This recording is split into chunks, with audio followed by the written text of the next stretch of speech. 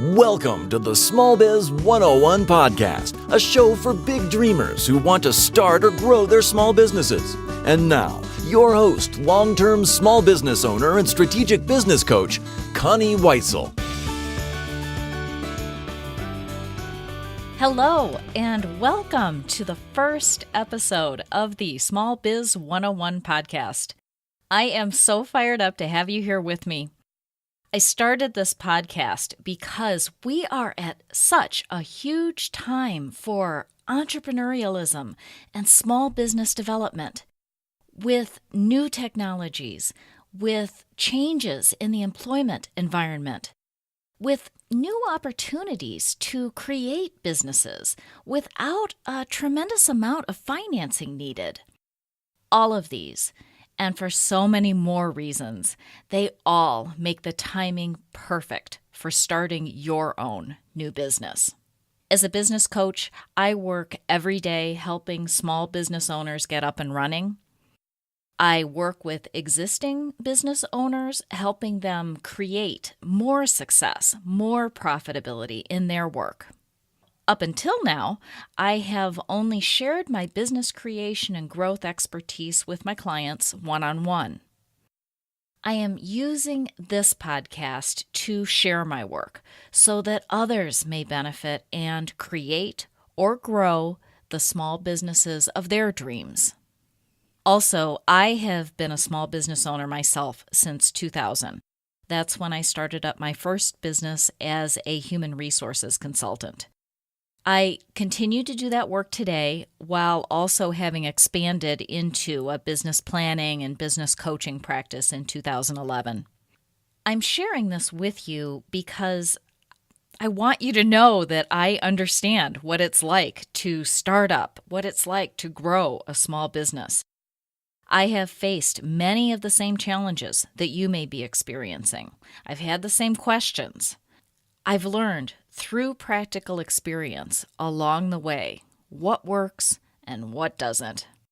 So that, combined with my work with supporting tons of other small business owners, allows me to help you both from a consultative or a coaching perspective, as well as an experiential one of having actually been there and been there for quite a while. You won't just be hearing from me.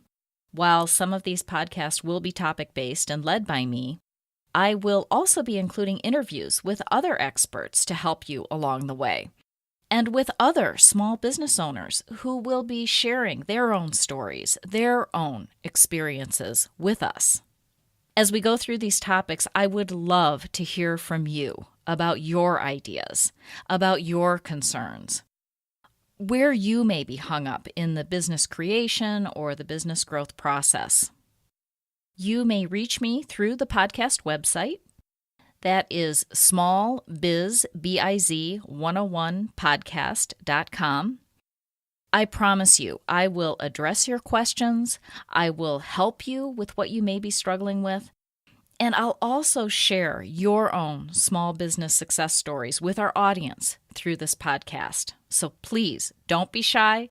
Contact me anytime, and let's make this podcast work for you.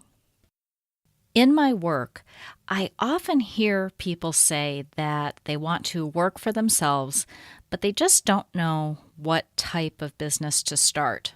With that in mind, I thought, what better way to start a podcast about developing a small business than to talk first about how to figure out what type of business is right for you. This episode is called What's the Right Biz for You? And this is part 1, Getting to Know You. This is the first of a multi-part series that addresses just that question of what is the right business for you. I use the system that I'll be going through over the next few episodes with my business coaching clients. I also use it with my career coaching clients because ultimately trying to figure out what the right business is for you is very similar to trying to find out what is the right career for you. So whether you are interested in starting a new business or maybe just looking for a new career, this series is going to help you. In using this system, I always begin with a self-assessment. You really have to know yourself well before you can consider the type of business or career that is going to truly bring you genuine fulfillment in your life. Now, after we talk about getting to know you and doing that self-assessment, I'm going to share the rest of my step-by-step process for discovering your ideal small business. And that is going to include episodes like we'll go over the different types of business styles. We'll look at sources of ideas for businesses, where to go if you just don't know and you just want to look at what some of the businesses are that are out there that are doing well. And related to that, we'll talk about what businesses are really the rage right now, and maybe which ones have passed their heyday. We'll also talk about how to determine if your business idea will be successful. Now, you never know for sure, but there are some tests that you can go through to see if your business is a viable one. In between these topic shows, I will also share with you interviews with experts and other small business owners who will provide their own knowledge and talk with us about their own experiences in finding their own small businesses, finding the right idea, and then moving forward with starting one and how they're doing now. So let's begin. Part 1.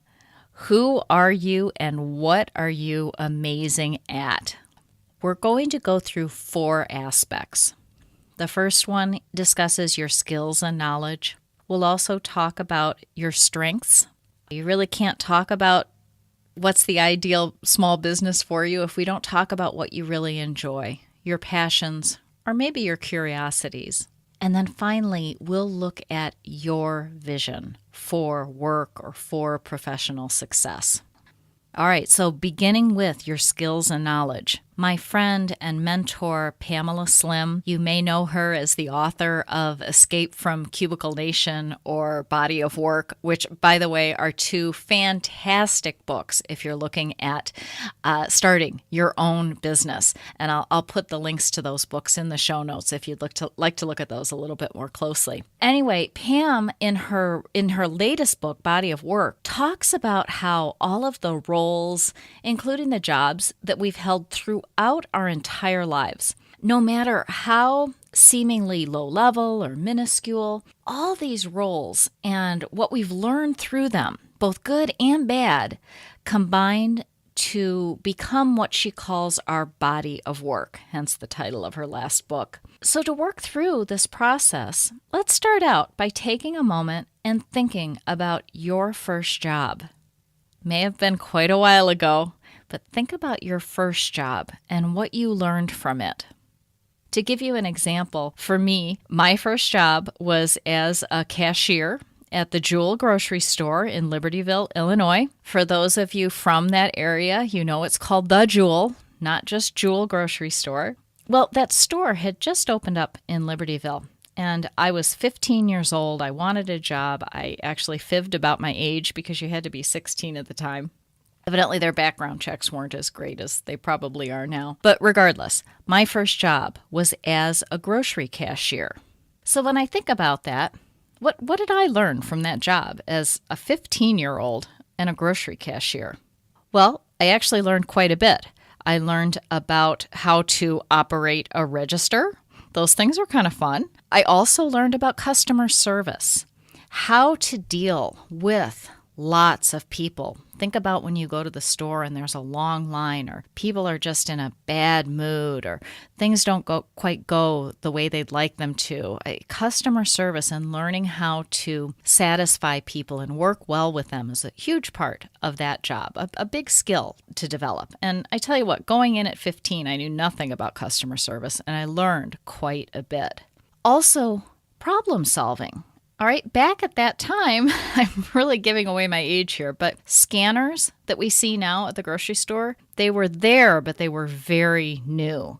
And so there were a lot of issues with the scanners. The barcodes often were missing from products.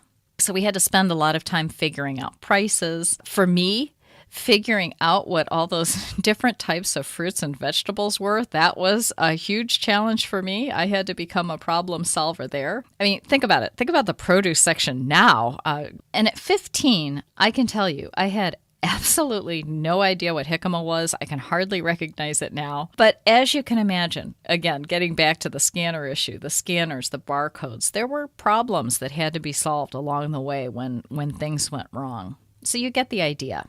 Now you can do this with each job you've ever had, and not just jobs. Consider also other roles that you've held. Maybe it's in being a mother. Maybe it's in being a brother or a son or a daughter, a volunteer. Any role that you've held, you have learned things. If you actually sat down and wrote down all of the jobs and roles you've held over your life and then the skills and knowledge that you developed from each of those, I think you'd be amazed at how long that list will be. And it's really a great exercise to go through. Now, for me, in my late 20s and early 30s, I worked as a paralegal. I worked with attorneys in the labor and employment law field. In that position, I learned the ins and outs of not only the laws surrounding employment and human resources, but also how employees should be treated, how to treat them well.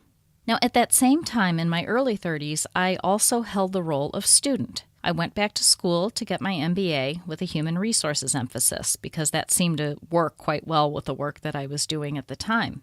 When I think about the knowledge and skills I developed in both of these roles, as paralegal and as student, the knowledge and skills that I developed in both of these included how an HR department should function. I learned what federal and state and local laws applied to different types and different sizes of businesses. Certainly as a paralegal and student, I learned how to research. And of course, in between the cashier and the paralegal, I held a number of other different jobs and roles.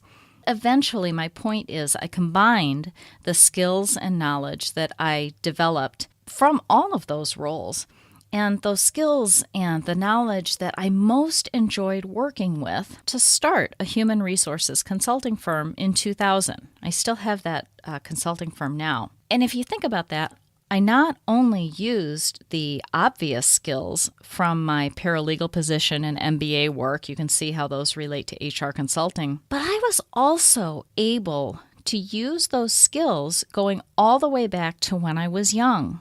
Now, I may not be operating a register, but customer service is a huge part of working as a consultant. You have a wide variety of different types of corporate and individual clients, so customer service was very important, as is problem solving, researching. So you can see how from this example I was able to use skills and knowledge that I've developed not just most recently, but going back over time. Now that is what I would like you to consider. In your mind, run through all of the roles that you've held, the jobs you've held that come to mind. Now, as you think about those roles, also think about the skills you developed, the knowledge you gained. As you think of those, consider the skills and knowledge that you would most enjoy carrying forward, perhaps into your new business. Going through this process of looking at your roles and the strengths and knowledge that you've gained helps begin the process of helping you figure out what type of business may be right for you. Now, of course, if you take more time either now by pausing the recording or at a later time to sit down with pen and paper or type it out, I recommend that you do that. The outline for this process is in the show notes. You can refer to this or you can re-listen again, but it really helps to dive deep into this process to come up with your skills and knowledge and which of those you'd like to carry forward into your new business. Now, step 2 of this process, we're going to look at your strengths. We've looked at the skills and knowledge that you developed. Now let's talk about what you are really strong at doing. Now, your strengths may be inherent. You may have been born with certain strengths, or they may be strengths that you have developed over time. Some examples of strengths might be creativity, flexibility, perseverance. Maybe you have developed strong leadership abilities. And on the other side of it, maybe you've learned to work really well with others in a team. Perhaps you have really strong analytical abilities. Or maybe your strength might be a deep appreciation for others. Those are just some examples to begin thinking of. As you did in the previous exercise, I'd love it if you took some time to think about your own strengths. Right now, when you think about that question, what are your strengths? What jumps out at you? Now, some of these will be immediately obvious. Sometimes you have to dig a little bit deeper. Think about maybe a difficult situation or pain that you overcame. What strengths helped get you through those experiences? There may be something there that will help you determine the ideal small business for yourself. When I did this exercise in one of Pam Slim's programs, I remember she gave us this specific exercise to try out, and for many of us, definitely me, it was completely out of my comfort zone. She had us each contact 3 people. They could be trusted friends, colleagues, clients. They had to be people that were pretty close to us, though, and ask them what they think our biggest strengths were. Now, although that can be really uncomfortable, it certainly was for me at first, the results, the responses that you receive are so well worth it. You feel good about yourself, and I know for me, I also learned of strengths that I had that others saw in me that I was completely unaware of. So that's a really fun process to go through if you'd like to learn more about your strengths. Also, there are some terrific online tools for determining what your strengths truly are. Many of you may have heard of the Strengths Finder survey. If you have a copy of the Strengths Finder book, I believe that you're given a code so that you can go online and take that survey at no cost. Another one that I really like is the VIA Character Strengths Survey. That's V as in Victor, IA Character Strengths. I'll have the link in the show notes for the website to go to. I off the top of my head, I'm drawing a blank on that. But you can also look at overall self-assessment tools that go beyond your strengths. A lot of people are familiar with the Myers-Briggs assessment. So if you are familiar with that, if you have your profile and you go back, you'll be able to see right away what some of your strengths are. My personal favorite of the self-assessment tools, and one that seems to really resonate with my clients who take it, is the Enneagram survey. It's ENNEAGRAM. It's available at the EnneagramInstitute.com. There actually are several surveys out there, but I've found that is the best one. You get the most comprehensive results, and the test itself is very deep. It takes a little while to get through. There used to be a shorter version that was free, but now they have a paid version. It's still only $12, and the report you get is just phenomenal, not only about your strengths, but also your weaknesses. It tells you more about your personality and can really lead you to more ideas for what kind of business might be great for you or what type of business you should stay away from. There's a lot to learn from the Enneagram survey as well as from the other self-assessment tools. To share something I'm really excited about, in an upcoming episode, I am going to be interviewing an expert in the Enneagram. She works with the Enneagram in business, and I can't wait to have her on the show so she can tell us more about how this great tool can be helpful in finding out more about yourself and whether you are looking to start a new business or if you're already in one. So that'll be fun. As I mentioned, I'll have links and instructions in the show notes for all of this. So be sure to go back to smallbiz101podcast.com. That's smallbiz101podcast.com to go to those resources and check those out if you'd like to dig into this a little bit more. Okay, third part of this process that we're covering today. We've looked at your skills and knowledge. We've looked at your strengths. Now we get to a fun one, your passions. What you love to do, what lights you up, what really brings you joy. When you think about it, creating a new business should involve doing something that does light you up, that you are really excited about. So you look forward to going into this business every day. There's a saying I've heard that says an entrepreneur is someone who is willing to work 80 hours for himself to avoid working 40 hours for someone else. And if you think about that, you better really enjoy what you're doing for at least a good chunk of those 80 hours. Maybe not all of them, but you want to be excited about your work, whether it's a new business or career. Now, some of your passions may be obvious right away, but there may be some other ones that are a little more obscure. When I think about this, I think about my friend Kimberly. She was preparing for her wedding. Boy, now it's been about over a year ago. And as she was going through the whole process of getting ready for her wedding, she was really offended at how certain businesses seem to be taking advantage of people who are caught up in those wedding planning moments. If you've been married, you know what I'm talking about. It seems like almost everything you look at is much more expensive when you're getting married than it would be just for a regular party. And I remember this really bothered her. Kimberly knew that she could provide excellent wedding-related services at rates that both made sense and could also create a beautiful experience. So she ended up looking at turning some of these opportunities into a side business. And my point is that it's not that she's passionate about weddings or the ceremonies or wedding planning, but what she is passionate about is helping people not be taken advantage of, providing true value. She loves turning these types of opportunities into income-generating activities. Now, Kim did end up passing on that particular idea because something else attracted her even more, something that she was even more passionate about. Right now, she's working on an app called The Fitness Snob.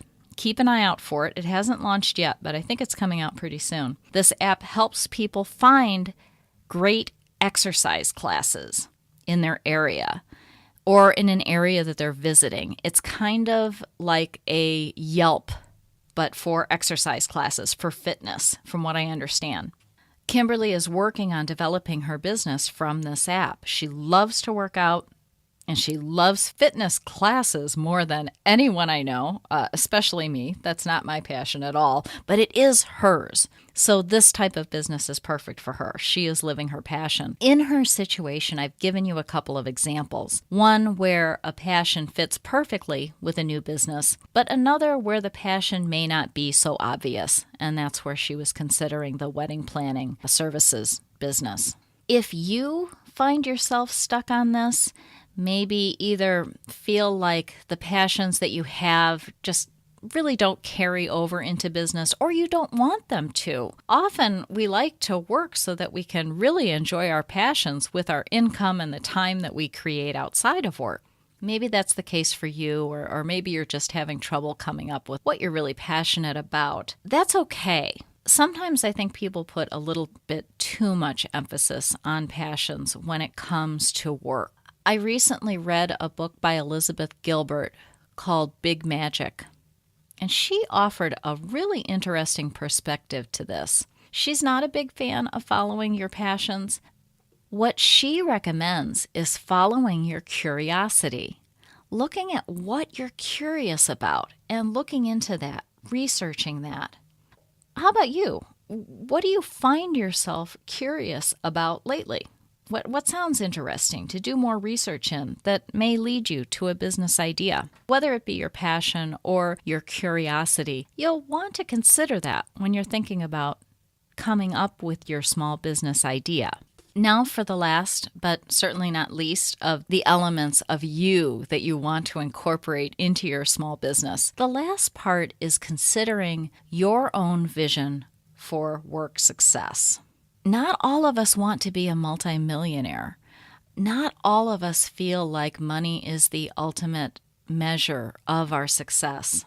I read a quote once that Sheryl Sandberg, Facebook's COO and author of Lean In, wrote, and I thought this perfectly describes the situation. Sheryl Sandberg said, "I do not believe that there is one definition of success and happiness. Not all women want careers. Not all women want children. Not all women want both. I would never advocate that we should all have the same objectives. Many people are not interested in acquiring power, not because they lack ambition, but because they are living their lives as they desire. Each of us has our own definition of success, and I'd like you to begin considering that for yourself. In thinking about the different aspects of the vision, I'll share with you my vision for success, at least as it is right now. Success for me means making a difference in people's lives, and I love to do that by helping people create and grow businesses. Now, for this year, success means to me creating this podcast and enjoying being able to reach out and to help a whole new group of people. Success for me also means having time in my life to explore new places with my husband. We have moved around quite a bit in the last few years with his job. He is a college basketball coach. We're at University of Buffalo at the moment. Go Bulls. But anyway, so I want to have that flexibility to enjoy where we're living at the time. Like right now, I want the flexibility to enjoy Western New York and the beauty that it has to offer. Success to me means being able to take a day off in the middle of the week just to go on a hike on a beautiful day. Success also means making enough income so that my husband or I, or dare I say both of us, may take 3 months or up to 6 months off of work without worrying at all. That's part of my definition for success. Success to me also involves certain feelings. I know that when I have a feeling of accomplishment, when I have a feeling of purpose, of contentment, and also adventure, I know that I'm living my vision. Now, all of those elements may not come specifically from my business, but my business allows me to experience those feelings. Now it's your turn. I'd like you to think about your own vision for success. I will run through a list of questions for you to consider. As I read through these, see if your vision for your work begins to emerge. As I go through them, there are some that you may not care about, but there may be others that are really important to you when you think about your vision for success. Going back to my last statement, my first question would be, what feelings do you want to feel when you know you are living your vision for success? Let's get down into more detail. In your work, who do you see yourself working with? What do you believe your ideal client or customer is like? How about where are you working in this vision? Do you have an office? Do you work out of your home? Do you maybe enjoy traveling, so you love traveling to your clients all over the country or the world? Does your vision include being in a retail location, in a food service location? What just sounds and feels great to you in this vision? Maybe it's a combination of a bunch of these different locations. What about the services that you're providing or the products that you're providing? Are you beginning to get a sense of what those might be? If you are, include those as you consider your vision for success. Another area that I think is helpful is considering how you are connecting with your potential clients, your potential customers, so that you're letting them know about all you have to offer. Are you speaking to people directly? Maybe in person, maybe by phone. Maybe it's in group settings like educational seminars, educational events, something like that. Or do you see yourself connecting more with people electronically through email, social media, teleclasses? Just think about that when you think about your vision. How are you communicating with your potential clients? What about the people you are working with? Do you envision yourself having employees? Or will you be working primarily alone? And if you're working alone, do you have a team of people that you outsource some services to? Try to envision what that may look like in your ideal business. I also love to consider, what does your ideal work week look like? Do you maybe want to have a couple of days off during the week so you can get things done when most other people are working? What about your ideal work day? I know for me, I'm not a great morning person. I prefer to get going later in the morning, and I'm most productive in the afternoons and even the evenings. So I have my own business and I adjust my schedule around that. How about for you? What would your ideal work day and work week look like? Let's not forget about income. In this vision for success for yourself, are you seeing a certain level of maybe monthly income or annual income? Those are some questions to consider. I'll have these in the show notes as well, so if you'd like to do this exercise again and go a little bit more deeply into it, you can. Just think about, there may be some other things that come to mind when you think about your ideal work experience and what that vision looks like. So let all of that come through and keep a record of that. Think about that. Because ultimately, if you're developing a business, you want some of those parts of your vision for success to be there. Just like you want the skills and knowledge that you most like to work with to be there. Just like the strengths that you want to include in your business. And also, just like your passions or your curiosities that go into this business idea. Well, that about does it for today. We have done a deep dive into you, your strengths, your skills and knowledge, your passions, your curiosities, your vision for success. As I mentioned before, I recommend that you do take some time, go to the show notes, dive into this a little bit deeper. I think you'll begin to at least start to see the type of business that you'd like to develop, or at least what aspects of you would like to bring forward in this new business. Thank you for taking the time to listen and apply these concepts. In upcoming episodes of this series, as I mentioned, I will have an Enneagram expert joining us, Lisa Alessi. She's going to share with us how to learn more about your strengths, your weaknesses, your personality, and how knowing this works together in either developing a business or growing a business that you may currently own. I will also, as I mentioned before, be continuing this topic of finding your ideal side business, how to do that, through a discussion of the various business styles that are out there, what you have to choose from in terms of business styles, and also where to go to get terrific business ideas. Remember to visit Small Biz 101 Podcast to access the show notes and the exercises that I've described in this episode.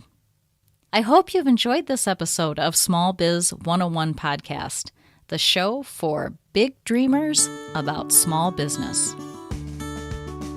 Thank you for listening to the Small Biz 101 Podcast with your host, Connie Weitzel. For more information, visit smallbiz101podcast.com.